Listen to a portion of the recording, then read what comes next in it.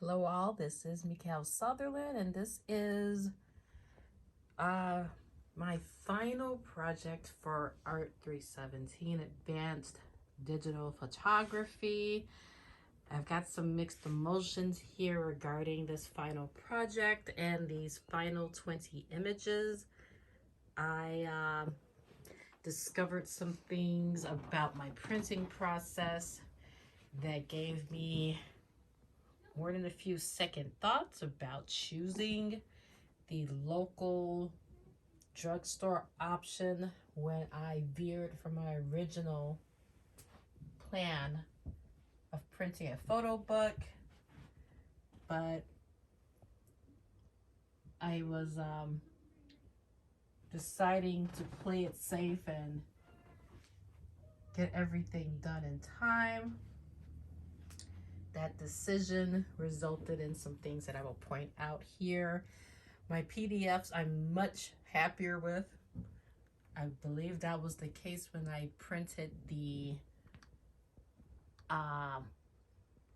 photos in our original assignment that had to do with printing. Oh, feels like eons ago, but it was closer to the beginning of the semester. My final 20 print, 2 of 1, they're all lopped off on the left side. Here's one particular example. The subject's hands are cut off. I'm just going to move this way. This is the image on my screen. It's actually lopped off on the left and the right. I can't remember having this difficulty before, so that was an unpleasant surprise. I also found some imperfections that I did not see prior to picking the photos up. Here is one that I noticed. If we head here, there's also an imperfection there within the sweater. That's not something that I noticed. If you look at the PDF, that is not there on the sweater. The worst imperfection was with this particular photo. There's an entire area just erased, and that's kind of my fault. I should have gone back and revisited some things, but I was pushing up against the deadline at that point, and I said, lesson learned. I think this class is about making mistakes and learning from them, but I am mostly satisfied by what I did learn through this experience. This was the photo that inspired the project. It is the only one that was not taken specifically for this final assignment. I actually shot it for Art 206, which I had taken in the, I believe it was fall, no, it might be fall B. I know this was closer to Halloween, but that image is the one that sparked the idea for the rest of the photos.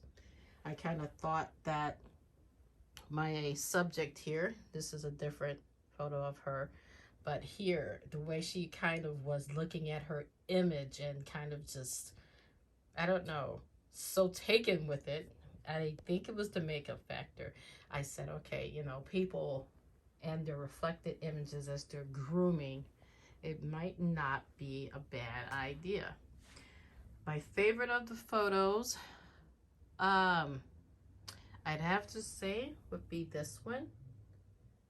It took a lot of tweaking to get right. I'm not sure if the video does it justice, but I struggle with lighting, and this was my best lit image. And I also received some great advice about ways to take yellow out of the photos if that's just the tone I'm trying to remove. I wasn't quite as successful with these images, the series or sequence of images here. Same subject, different lighting, different room.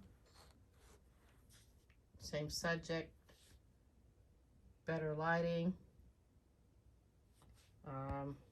The PDS will do it justice, but I tried to mix close-ups of hands as they were grooming, eyes whether they were in the process of grooming or not, as we see with these two photos.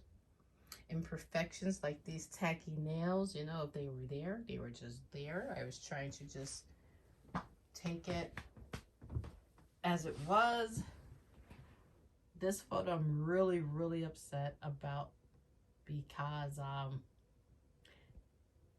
this is the first the photo before it in the sequence. The girls are grumpily brushing their teeth one morning, and I managed to catch this shot of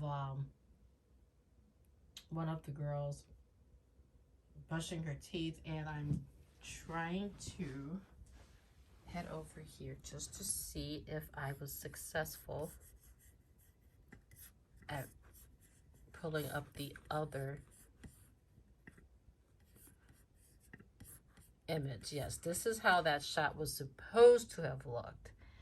And there was just something kind of mundane about the the toothpaste gob that was in the background of the shot while her hands were in focus as she was brushing. And this was a darling I did not want to kill, but the printing killed it for me. So for really premier projects, I'm definitely not going to use this option again because although I was pleased before, I definitely am not very pleased now.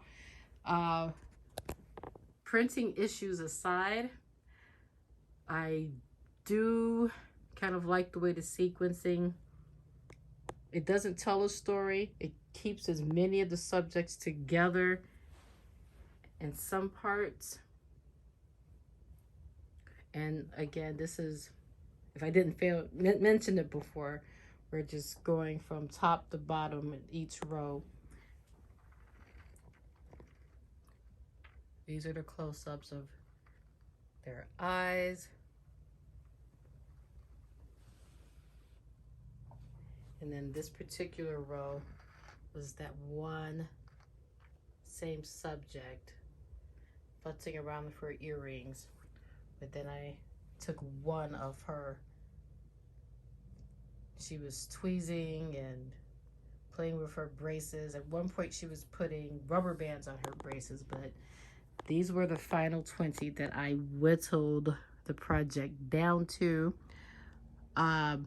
I made a mistake by not working from the work prints. I was working on screen, and then I went back to the instructions and discovered, hey, I was supposed to print the work prints, but I will include some of the smaller ones that I was working with that almost made the cut, but did not. So basically, at the risk of rambling on, that's my project. My least favorite photo would be this one because it came out just simply too dark. And my favorite photo again was this one because it's the only one that I actually felt good about lighting semi-correctly.